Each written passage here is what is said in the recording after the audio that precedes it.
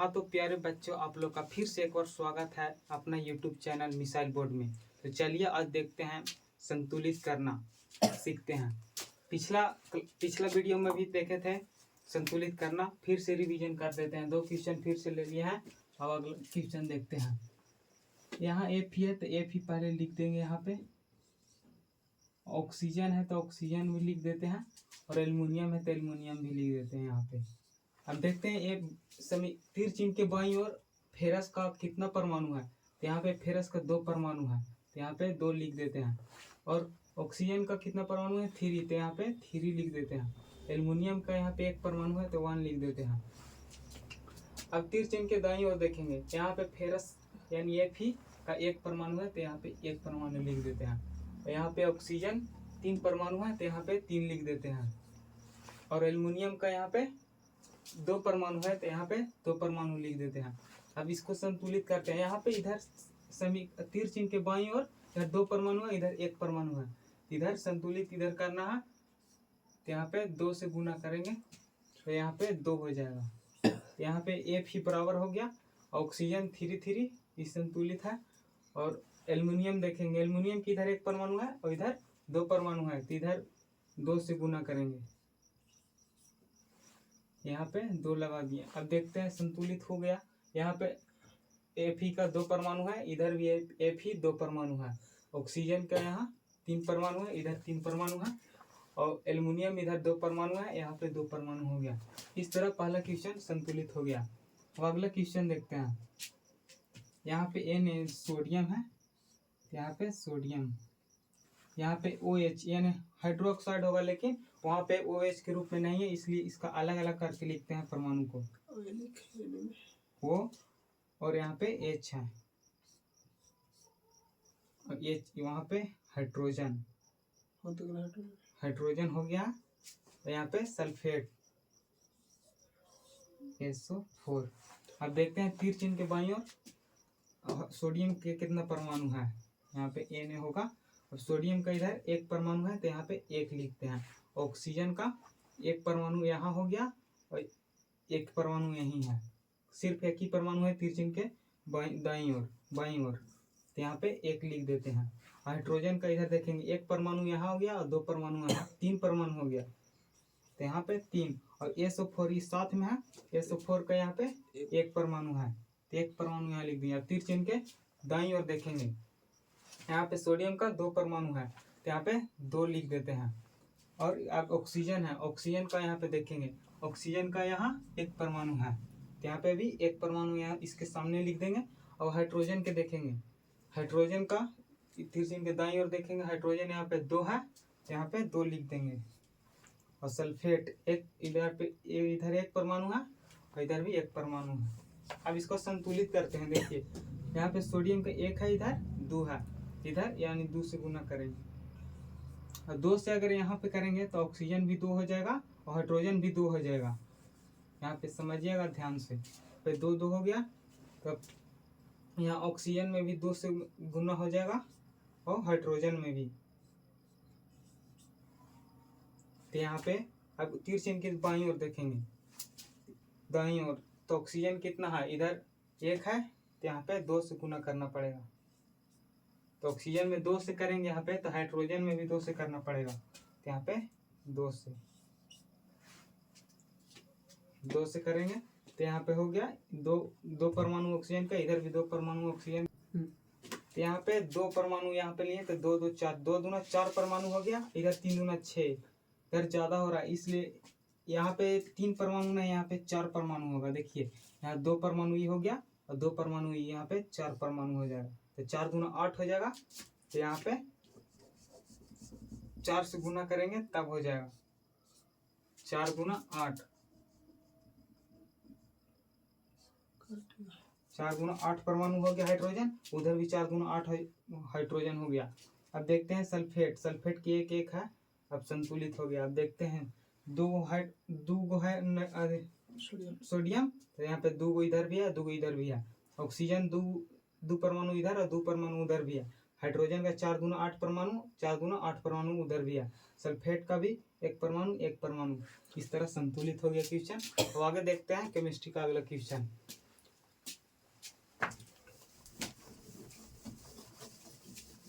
पिछले वीडियो में बता दिए थे। अब अगला क्वेश्चन चलते हैं।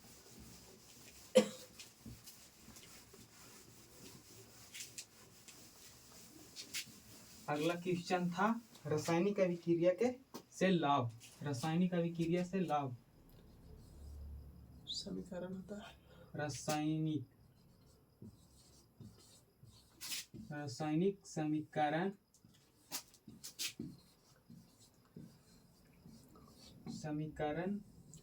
से लाभ।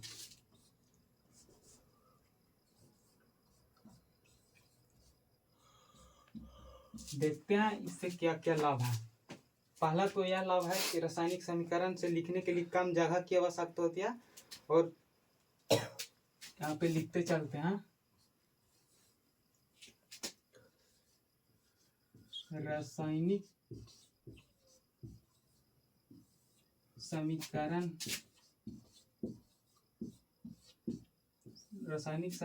से लिखने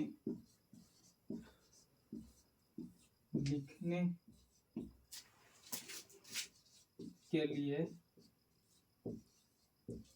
कम जगह की आवश्यकता होती है।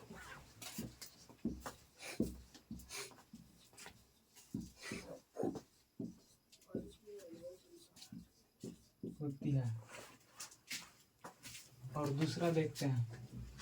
इसको जैसे देखिए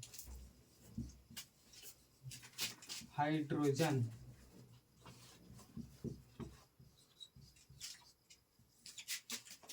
प्लस ऑक्सीजन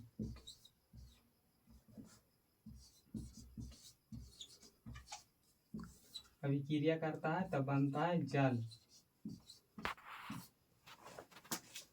तो हाइड्रोजन के H2 हो गया और ऑक्सीजन वो तो इसे बन गया जल। इसे लिखने के लिए जगह की कम आवश्यकता होती है और समय की भी बचत होती है। इसे समझ में आ गया। और अगला क्वेश्चन देखते हैं। अगला पॉइंट, रासायनिक समीकरण से अभिकारक और प्रतिफल के द्रव्यमान का गणना ठीक किया जा सकता है। तो लिख देते हैं यहाँ पे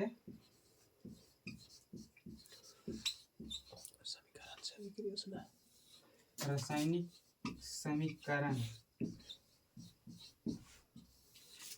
समीकरण से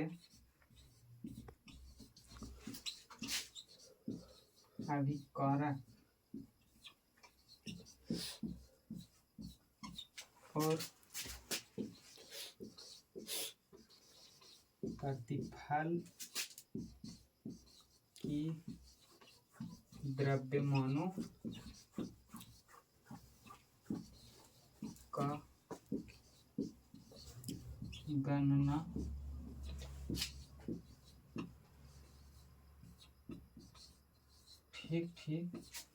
किया जा सकता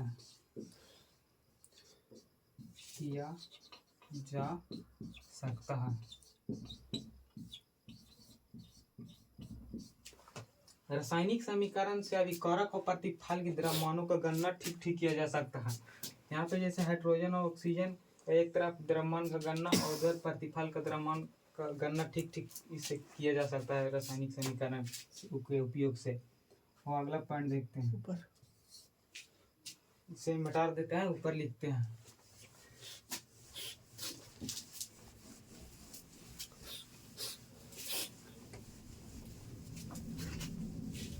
रासायनिक समीकरण से लाभ आगे देखते हैं। चलिए देखते हैं रासायनिक अभिक्रिया के लाभ।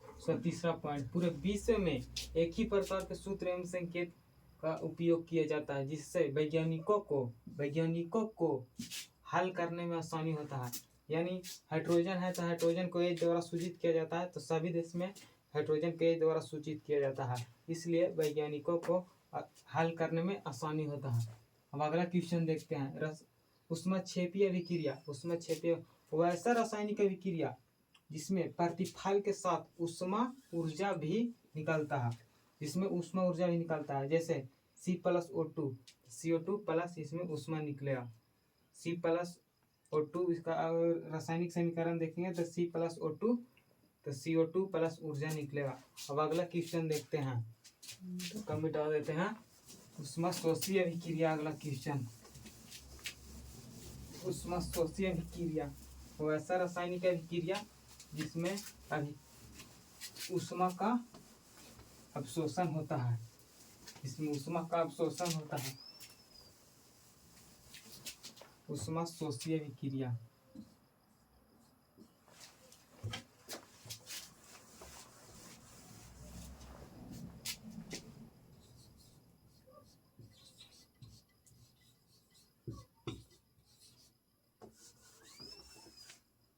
ऊपर लिखिन का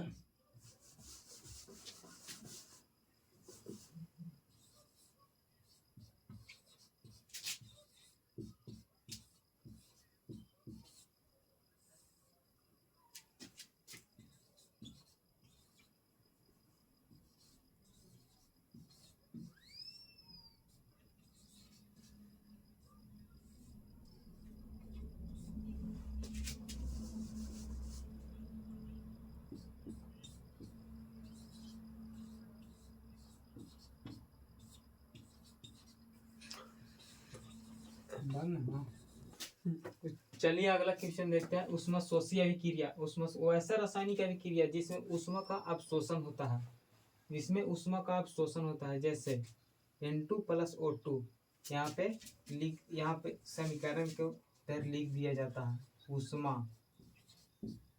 और तीर चिन्ह के उधर देखेंगे ऊष्मा का अवशोषण हो गया, इधर नहीं ऊष्मा निकला तो ऊष्मा का अवशोषण हो गया, 2NO बन गया।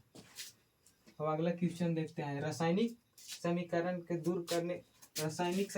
दूर करने के लिए उपाय। रासायनिक समीकरण को दूर करने के लिए उपाय।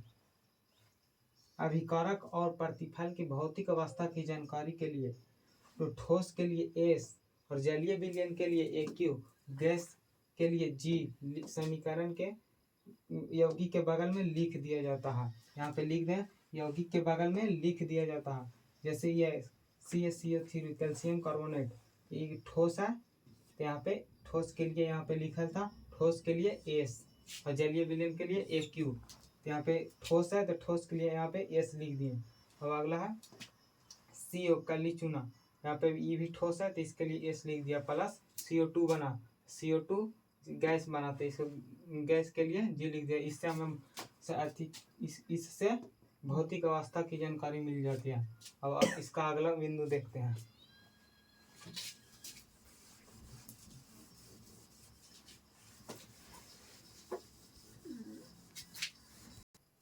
रासायनिक समीकरण के सीमाओं को दूर करने के लिए उपाय, दूसरा उपाय देखते हैं। अभिकारक और प्रतिफल में ऊष्मा का उत्सर्जन हो रहा है, अवशोषण के लिए तीर चिन्ह के बाईं ओर और दाईं ओर ऊष्मा लिख दिया जाता है। दाईं ओर ऊष्मा लिख दिया जाता है।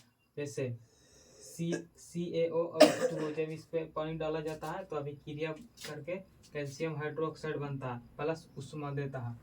और N2+O2 प्लस ऊष्मा अगर इसमें दिया जाता है तो ये अभिक्रिया करके 2NO बनता है और ऊष्मा का अवशोषण हो जाता है, और यहाँ पे ऊष्मा का उत्सर्जन होता है और यहाँ पे अवशोषण हो जाता है।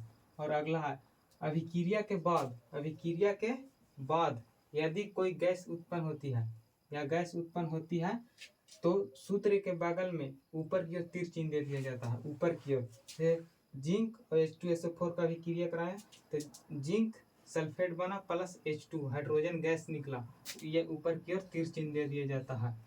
और अगला अभिक्रिया के बाद यदि कोई अवक्षय बनता है तब सूत्र के बगल में नीचे की ओर तीर चिन्ह दे दिया जाता है। सिल्वर नाइट्रेट और HCl, इसके में अभिक्रिया होगा तो सिल्वर क्लोराइड बना और सिल्वर क्लोराइड का अवक्षेप बना, इसलिए इस नीचे की ओर तीर चिन्ह दे दिया गया और प्लस HNO3 बना, इसका अवक्षेप बना इसलिए नीचे दे दिया गया।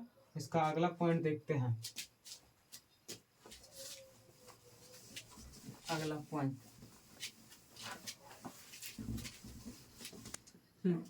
रासायनिक समीकरण के सीमाओं को दूर करने के लिए उपाय देख रहे थे।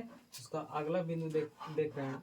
5वां, अभिक्रिया के शर्तों की जानकारी के लिए तीर चिन्ह के ऊपर या नीचे ताप दाब या उत्प्रेरक लिख दिया जाता है। यहाँ पे देखिए अभिकारक किधर रहेगा, तो तीर चिन्ह के ऊपर या नीचे ताप दाब या उत्प्रेरक लिख दिया जाता है।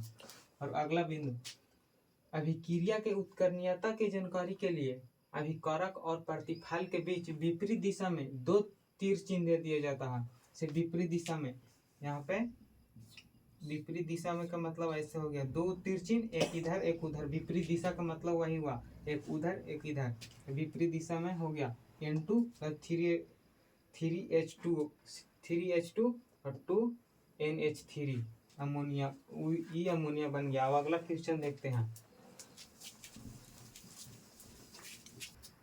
चलिए तो अगला क्वेश्चन देखते हैं। संयोजन अभिक्रिया, जब दो या दो से अधिक पदार्थों के मिलने से एक नए गुण वाला पदार्थ का निर्माण होता है, उसे संयोजन अभिक्रिया कहते हैं। जब दो या दो से अधिक पदार्थ मिलके एक नए गुण वाला पदार्थ का निर्माण करता है तो उसे संयोजन अभिक्रिया कहते हैं। जैसे देखिए कार्बन प्लस ऑक्सीजन दो मिल के, और ये कार्बन डाइऑक्साइड बना CO2, C प्लस O2 और CO2 यहाँ बयान, इसका गुण चेंज हो गया। ये Mg मैग्नीशियम है और यहाँ पे ऑक्सीजन है, तो मैग्नीशियम और मिलके मैग्नीशियम ऑक्साइड बन गया, नया गुण बना दिया। दो या दो से अधिक पदार्थों के मिलने से एक नए गुण वाला पदार्थ का निर्माण होता है, उसी को संयोजन अभिक्रिया कहते हैं। अगला क्वेश्चन देखते हैं। वियोजन अभिक्रिया, जब एक बड़ा यौगिक के अणु टूटकर दो या दो से अधिक सरल यौगिक बनाते हैं, उसी को वियोजन अभिक्रिया कहते हैं। जैसे में ये एक बड़ा यौगिक के अणु है, यह टूटकर दो या दो में बट गया, CaO और CO2। एक बड़ा यौगिक के अणु था, यहाँ पे टूटकर दो या दो से अधिक सरल यौगिक बनते हैं, उसी को वियोजन अभिक्रिया कहते हैं। यह टूटकर दो या दो से अधिक में बट गया, इसी को वियोजन अभिक्रिया कहते हैं। एक और एग्जांपल है, देखिए यहाँ पे KClO3, 2 KCl और यहाँ पे ऑक्सीजन बना। अब अगला क्वेश्चन देखते हैं। अगला क्वेश्चन है वैद्युत अपघटन। वैद्युत अपघटन अभिक्रिया देखते हैं। वैद्युत अपघटन अभिक्रिया क्या है? वैसा रासायनिक अभिक्रिया जिसमें विद्युत प्रवाहित करने पर अपघटित हो जाती है, उसी को वैद्युत अपघटन अभिक्रिया कहते हैं। चलिए इसको देखते हैं एग्जाम्पल के साथ।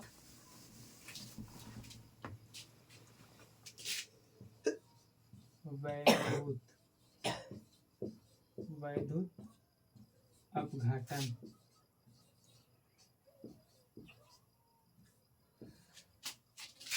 अभिक्रिया क्या है?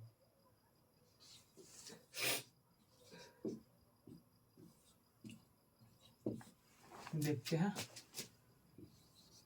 वैसा रासायनिक अभिक्रिया, वैसा रासायनिक